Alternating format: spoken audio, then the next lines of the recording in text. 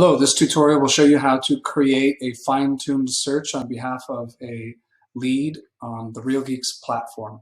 You'll notice first I'm signed in to the back end and I'm looking at the detail view for a specific lead. In the example today, I'm using Karen, who is a seller prospect, and we want to track comparables for her home. For a buyer, you could do the exact same thing. But the key thing is you have to be signed in to your agent account, open the detail view, and then click this button here, log in as user. So we're going to do that. At the top, it's going to remind me I'm signed in as Karen. And what I want to do is create a super saved search. I don't have to do that. I could create a regular property search, but the whole purpose here is to show you what the super saved search allows you to do. You can do everything for geographic. I'm going to focus on Polygon. Karen's property is in Waterford. So I'm going to drill into this area and draw my polygon, which you'll see you can do however you wish. I want to just focus on what's in town. Now, if I wanted to see, well, how many results are there? And it starts first with just the number of results of homes that are for sale. That's why I want to, hopefully this is it. Yep. Status. I want to focus on, because she's a seller, we want to also look at pendings and solds. Now, if I just click one of these, I'm going to only see just that result. You'll need to remember to also hold down the control button in order to select multiple fields, which I want to do in this case. Now I'm going to have a whole bunch because, of course, it includes all solds. And so I want to make sure I know how far back am I going. So I'm going to say sold within. In her case, I'm going to say 3 months. We'll see what happens to the 385, goes down to 25.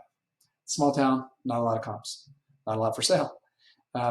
Additional things I want to do is square feet in her case.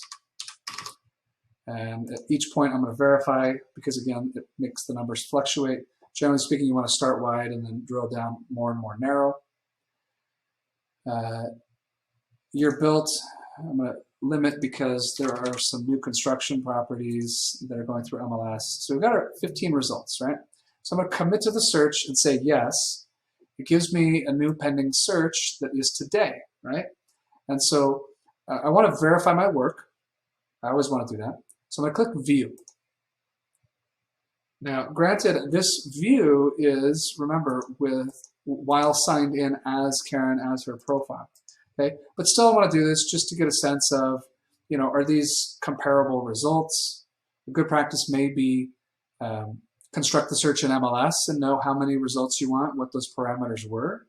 But a lot of stuff here was in the upper 300s to lower 400s. And I've got a property here, 355. It's 1 bath. This one is probably a fixer, I don't know. But this one also very low price. It's not really a comparable. Shame on me for including it.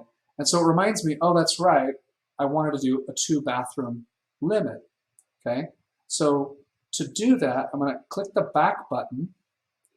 I'm not able, you can see here, I don't know why, I'm not able to edit the view. And so I need to delete it, then redo it, create the super saved search. I'm going to pause the recording for just a moment to recreate it. All right, so here I am with the same search criteria. It shows me 14, but then I want to add the bath minimum to 2.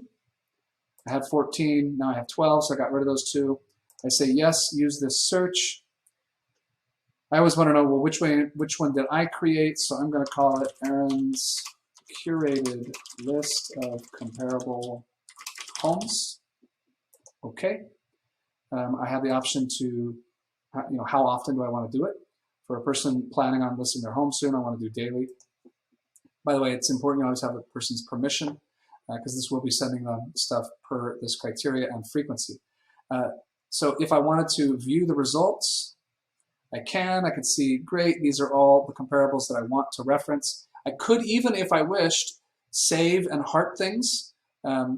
I'm not going to do that for her, but sometimes that makes sense. Last thing to remember is remember to sign out so that other activity I do isn't misattributed to this lead profile.